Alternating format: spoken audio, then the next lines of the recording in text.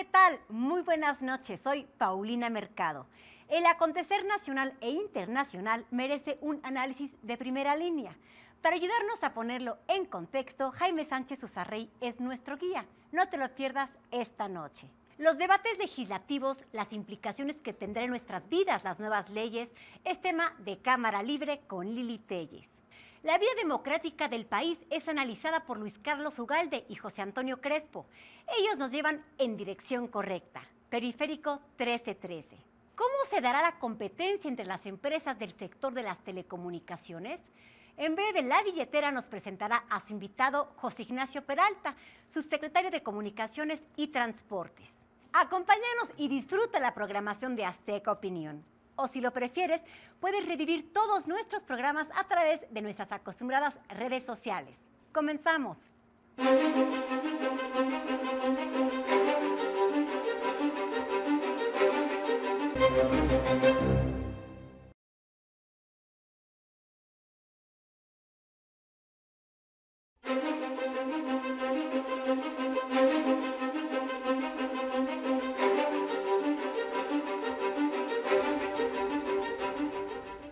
Doctor Luis de la Barreda, ¿cómo estás? Jaime, qué gusto. ¿Cómo estás? Muy bien, muchas gracias. Eres coordinador del departamento Del Programa Universitario de Derechos Humanos de la UNAM. de la UNAM. Oye, el programa versa sobre una noticia buena y una noticia mala. La noticia buena, nos la describirás pormenorizadamente, es que se aprobó un Código Nacional de Procedimientos Penales. Y esto es un hecho inédito que tiene efectos positivos. Es un hecho inédito, por primera vez en el país va a haber un código de procedimientos penales que rija para todo el territorio nacional, tanto en los delitos del fuero federal como en los delitos del fuero común.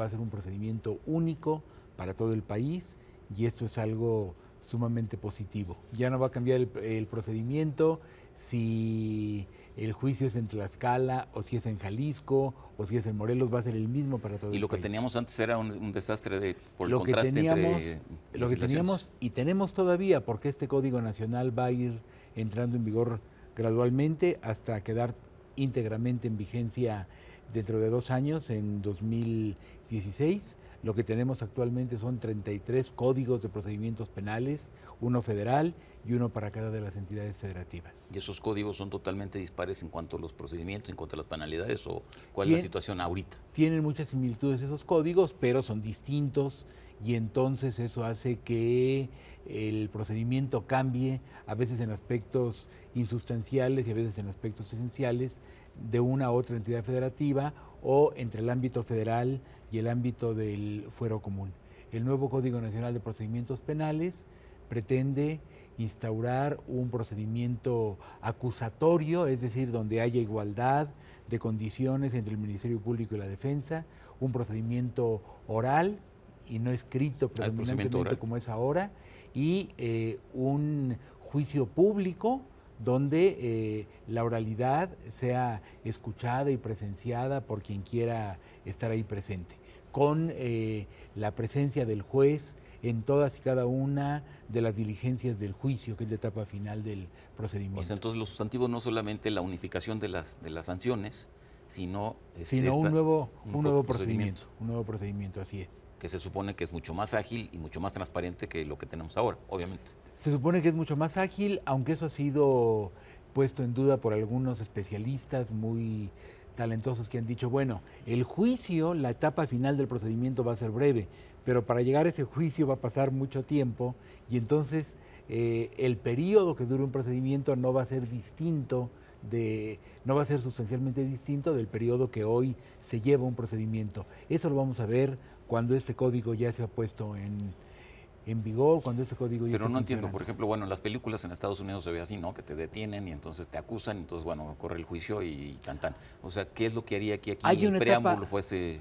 Hay una etapa de investigación y esa etapa puede ser sumamente larga. Ya. Y el juicio se supone que va a ser desahogado en una o en muy pocas audiencias, pero el juicio va a ser posterior a la etapa de investigación que debe llevar a cabo el Ministerio Público y esa sí puede ser sumamente larga.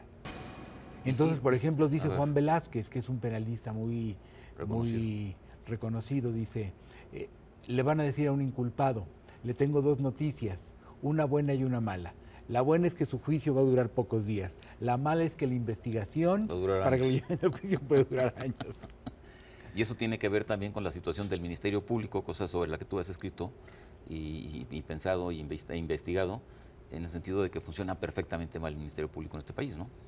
El Ministerio Público me recuerda la tesis de los gnósticos, que es una secta que surgió en los primeros siglos del cristianismo. Los gnósticos decían que el mundo no había sido creado por Dios, sino por un demiurgo, un demonio esencialmente malo, que por lo tanto había hecho al mundo también malo. Entonces a mí me parece que en México el Ministerio Público fue creado por un demiurgo para que no pudiera funcionar bien. Y en esas estamos. Y en esas estamos. Bueno, con todo y todo, es un cambio positivo. Un cambio en principio en el papel positivo. Y tiene un lado, sobre lo cual tú ya escribiste, mandaste incluso una carta al Senado de la República, que es el asunto del arraigo. Tiene varias disposiciones que son contrarias a los derechos humanos y a lo que debe ser un procedimiento penal en un Estado de Derecho democrático. Pero hay una disposición que particularmente debe suscitarnos rechazo. El nuevo Código Nacional de Procedimientos Penales nunca menciona la palabra arraigo. Entonces, quien busque la palabra arraigo no la va a encontrar y va a decir, aleluya, desapareció el arraigo. A ver, ¿por qué no explicas antes de por qué es el arraigo? Ahorita, o anteriormente, el concepto de arraigo, ¿qué es? El arraigo consiste en detener a una persona contra la que aún no existen pruebas que permitirían dictarle un auto de formal prisión o dictarle un orden de aprehensión, y entonces se le tiene detenido mientras se le investiga.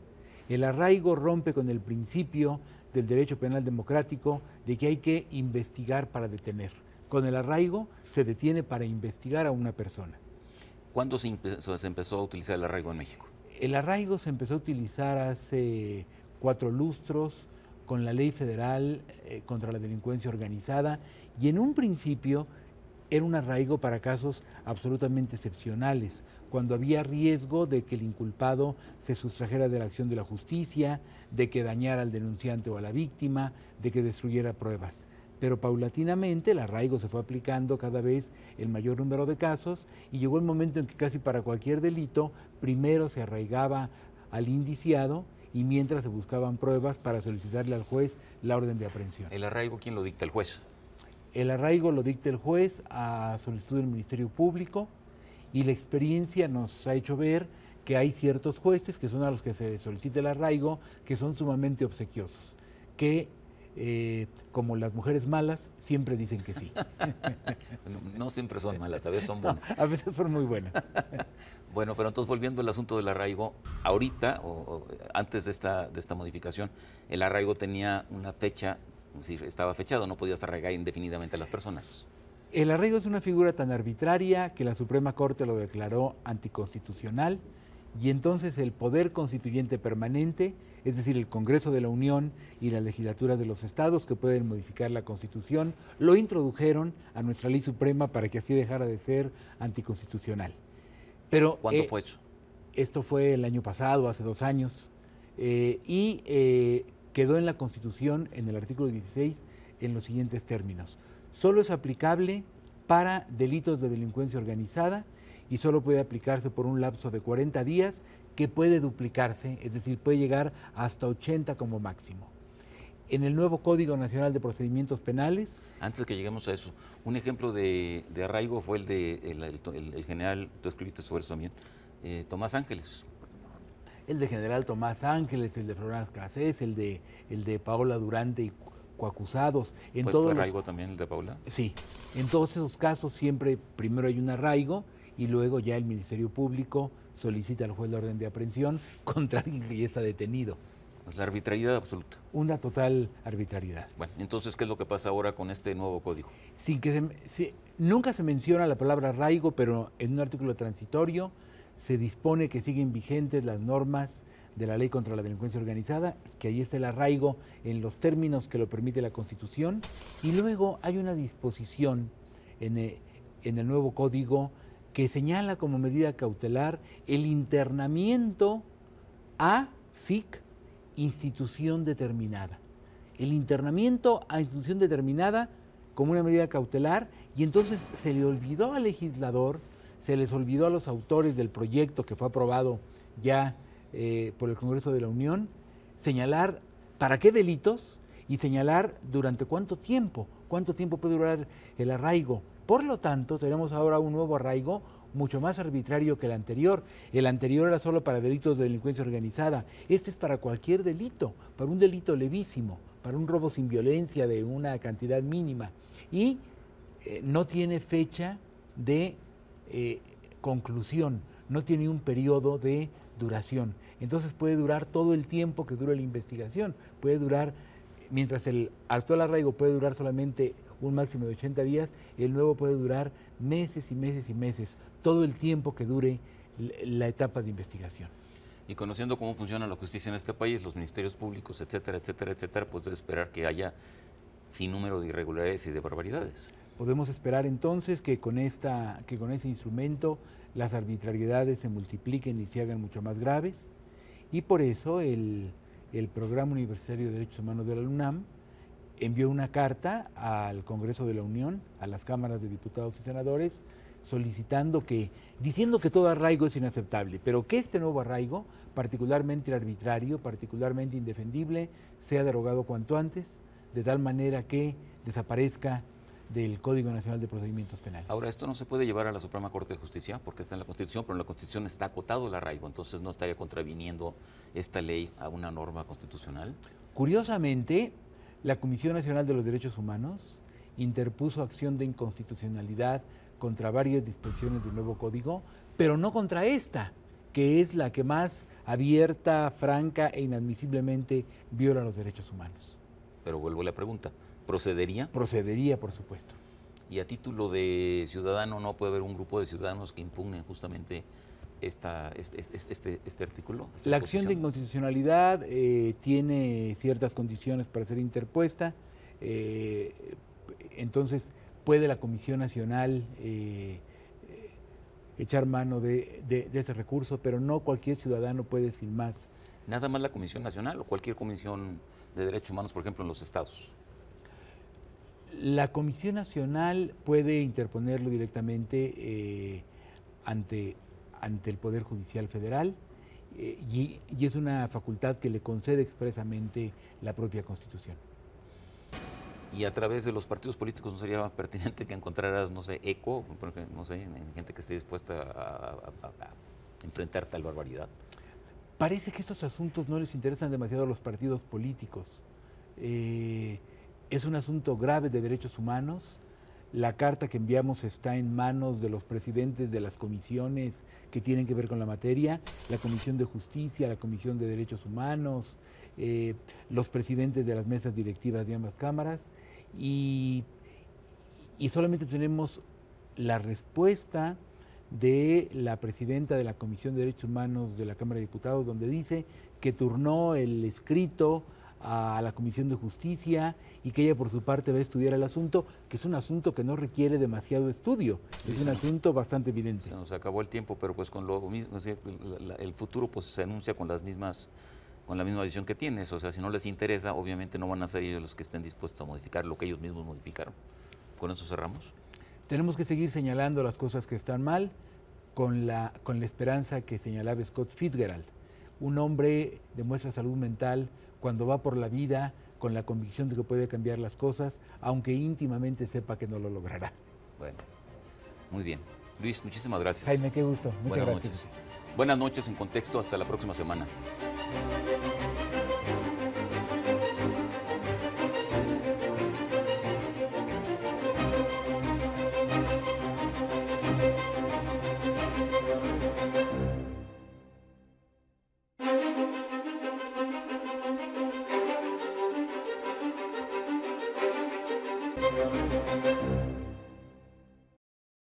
Cada mañana al abrir el periódico con el humeante primer café del día, muchos nos encontramos con noticias cada vez más frecuentes sobre violencia y delincuencia, ya no solo en las calles o en parajes remotos, incluso en las escuelas o al seno de los hogares mismos.